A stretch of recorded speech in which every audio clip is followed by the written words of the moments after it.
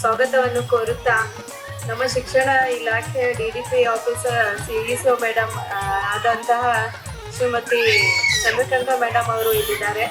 ನಾನು ಫಸ್ಟ್ ಈ ಟ್ಯೂಷನ್ ಸೇರಿಸ್ಬೇಕು ಅಂತ ನನ್ನ ಕಾನ್ಸೆಪ್ಟೇ ಇರಲಿಲ್ಲ.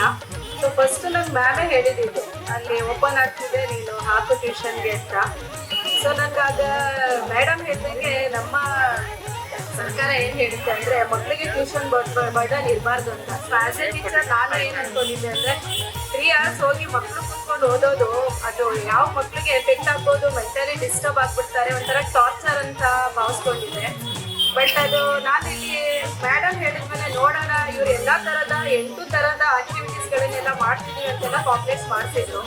ಸೊ ಅದನ್ನ ನೋಡೋಣ ಮಕ್ಕಳನ್ನ ಕಳಿಸಿ ಹೇಗಿರುತ್ತೆ ಅನ್ನೋದಕ್ಕೆ ತಂದ್ಬಿಟ್ಟು ನಾನು ಫಸ್ಟ್ ನನ್ನ ಎಲ್ಡರ್ಸನ್ನ ಸೇರಿಸಿದೆ. ಬಟ್ ಅದು ಸೇರಿಸಿದಾಗ ನನಗೆ ಒಂದು 3 months ನೋಡಿದೆ, ಅದು ತುಂಬ ಎಫೆಕ್ಟಿವ್ ಅನ್ನಿಸ್ತು. ಯಾಕಂದರೆ ಬೇರೆ ಮೆಡಿಟೇಷನ್ ಇತ್ತು, ಮಕ್ಕಳಿಗೆ ಬೇರೆ ಆ್ಯಕ್ಟಿವಿಟೀಸ್ ಇತ್ತು, ಜೊತೆಗೆ ಇಂಡೋರ್ ಗೇಮ್, ಚೆಸ್ ಈ ಥರ ಎಲ್ಲ ಮಕ್ಕಳನ್ನ ಇನ್ವಾಲ್ವ್ ಮಾಡ್ಕೊಂಡು ಮಾಡ್ತಿದ್ರು.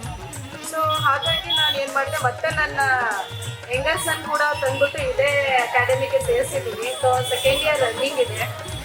ಸೊ ನನ್ನ ಇಬ್ಬರು ಮಕ್ಕಳು ತುಂಬ ಸ್ವಲ್ಪ ಡೆವಲಪ್ ಆಗಿದ್ದಾರೆ ಅನ್ಕೋತೀನಿ. ಮತ್ತು ಅದಕ್ಕಿಂತ ಹೆಚ್ಚಾಗಿ ಅಕಾಡೆಮಿಯ ಎಲ್ಲ ಶಿಕ್ಷಕರು ಏನಿದ್ದಾರೆ ಅವ್ರು ತುಂಬ ಇಂಡಿವಿಜುವಲ್ ಅಟೆನ್ಷನ್ ಕೊಡ್ತಾರೆ. ಈಗ ಇವನ್ ಆ್ಯಸ್ ಎ ಟೀಚರ್ ನಾವು ಸ್ಕೂಲಲ್ಲೂ ಪಾಠ ಮಾಡ್ತೀವಿ ಮಕ್ಕಳಿಗೆ, ಬಟ್ ಬರೀ ಮಗು ಓದೋದಷ್ಟಕ್ಕೆ ನಾವು ಸೀಮಿತವಾಗಿ ಇರಿಸಲ್ಲ ಅವ್ರನ್ನ. ಬೇರೆ ಆ್ಯಕ್ಟಿವಿಟೀಸ್ ಇಲ್ದಾನು ಕೂಡ ಈಗ ಯಾವುದೋ ಮಗು ತುಂಬ ಓದೋದ್ರಲ್ಲಿ ಇರಲ್ಲ, ಡಲ್ ಇದ್ದಾನೆ ಅಂದಾಗ ಅವ್ನು ಬೇರೆ ಆ್ಯಕ್ಟಿವಿಟೀಸಲ್ಲಿ ಹೇಗಿದ್ದಾನೆ